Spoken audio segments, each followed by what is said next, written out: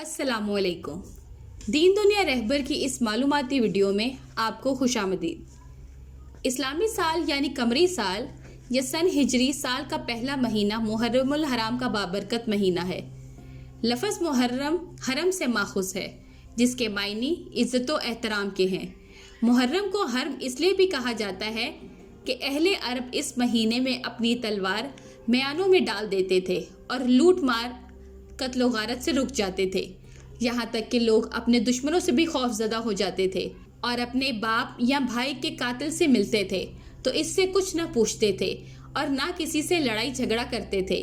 گویا زمانہ جاہلیت میں بھی لوگ محرم کا احترام کرتے تھے اور اس مہینے میں کسی انسان کے قتل اور جنگ و جدال کو حرام سمجھتے تھے۔ اللہ کے محبوب نبی صلی اللہ علیہ وآلہ وسلم کی آمد کے بعد اسلام میں اس ماہ مبارک کی حرمت اور عظمت اور زیادہ ہو گئی۔ قرآن مجید میں ارشاد ربانی ہے کہ بے شک اللہ کی کتاب میں اللہ کے نزدیک گنتی کے مطابق اس وقت 12 مہینے ہیں۔ جب سے اس نے آسمان و زمین بنائے ہیں، ان مہینوں میں سے 4 حرمت والے ہیں۔ یہ سیدھا دین ہے، تو ان مہینوں میں اپنی جانوں پر ظلم مت کرو۔ حرمت والے 4 ماہ ہیں، جن میں محرم، رجب، ذیقعدہ اور ذی الحج ہے۔ ایک بار نبی کریم صلی اللہ علیہ وآلہ وسلم سے کسی نے عرض کی کہ یا رسول اللہ صلی اللہ علیہ وآلہ وسلم، فرض نماز کے بعد کون سی نماز افضل ہے اور رمضان کے فرض روزوں کے بعد کس مہینے کے روزے افضل ہیں؟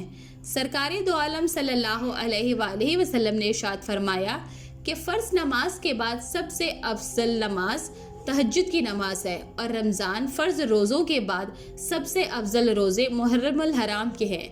حضرت علی رضی اللہ تعالی عنہ فرماتے ہیں کہ میں نے ایک آدمی کو حضور صلی اللہ علیہ وآلہ وسلم سے سوال کرتے سنا کہ رمضان کے روزوں کے بعد کس ماہ کے روزے رکھنے چاہیے، تو حضور صلی اللہ علیہ وآلہ وسلم نے ارشاد فرمایا کہ اگر تو رمضان کے بعد روزے رکھنا چاہتا ہے تو محرم کا روزہ رکھ، کیونکہ یہ اللہ کا مہینہ ہے۔ اس میں ایک دن ایسا ہے جس میں اللہ نے کچھ لوگوں کی توبہ قبول فرمائی اور کچھ لوگوں کی توبہ قبول فرمائے گا۔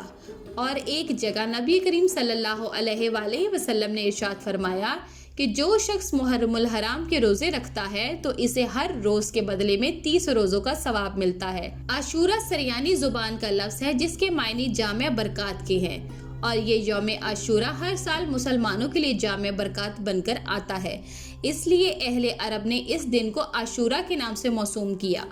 علماء کا کہنا ہے کہ اللہ نے اس دن کو عرش، کرسی، لوح قلم، جنت، حضرت آدم علیہ السلام، اماں ہوا، زمین و آسمان اور ارواح کو پیدا فرمایا۔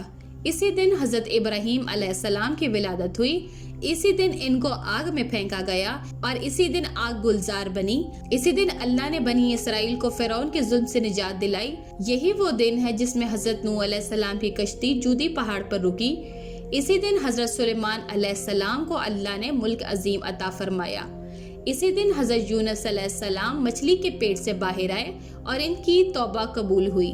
اسی دن حضرت یعقوب علیہ السلام کی بینائی لوٹائی گئی۔ اسی دن حضرت یوسف علیہ السلام گہرے کنویں سے نکالے گئے۔ اسی دن حضرت ایوب علیہ السلام کو بیماری سے شفا ملی۔ اس زمین پر آسمان سے پہلی بارش اسی عاشورہ کے دن ہوئی۔ اسی دن نواسہ رسول صلی اللہ علیہ وآلہ وسلم، جگر گوشے بطول سیدنا حضرت امام حسین رضی اللہ تعالی عنہ اور ان کے گھرانے کی کربلا کے تپتے ہوئے صحرا میں شہادت ہوئی۔ خاندان رسول صلی اللہ علیہ وآلہ وسلم نے اپنی مقدس جانوں کا نذرانہ دے کر سجدہ اور دین اسلام کو بچایا۔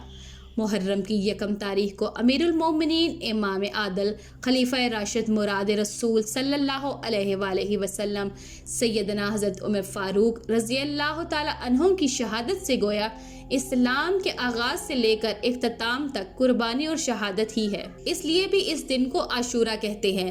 جبکہ بعض علماء کا کہنا ہے کہ اللہ نے دنوں کے اعتبار سے جو بزرگیاں امت مسلمہ کو عطا فرمائی، ان میں یہ 10ویں محرم کا دن بزرگی والا دن ہے، لیکن اکثر علماء کا یہ قول ہے چونکہ یہ دن 10 محرم کا ہے اسی لیے عاشورہ کہلاتا ہے۔ سیدہ ام المومنین حضرت عائشہ صدیقہ رضی اللہ تعالی عنہا فرماتی ہیں کہ زمانے جاہلیت میں قریش عاشورہ کے دن یعنی 10 محرم کا روزہ رکھتے تھے اور رسول اکرم صلی اللہ علیہ وآلہ وسلم بھی اس دن کا روزہ رکھتے تھے۔ جب آپ صلی اللہ علیہ وآلہ وسلم نے مدینہ ہجرت فرمائی تو خود بھی اس دن کا روزہ رکھا اور لوگوں کو بھی حکم عطا فرمایا، لیکن جب ماہ رمضان کے روزے فرض ہوئے تو آپ صلی اللہ علیہ وآلہ وسلم نے فرمایا جو چاہے عاشورہ کا روزہ رکھے اور جو چاہے نہ رکھے، اس دن کے روزے کی بہت بڑی فضیلت ہے۔ رسول کریم صلی اللہ علیہ وآلہ وسلم نے ارشاد فرمایا کہ اگر مومن زمین بھر سونا خرچ کرے تو بھی عاشورہ کی فضیلت کو نہیں پا سکتا۔ اس دن مومنوں کے لیے جنت کے 8 دروازے کھول دیے جاتے ہیں۔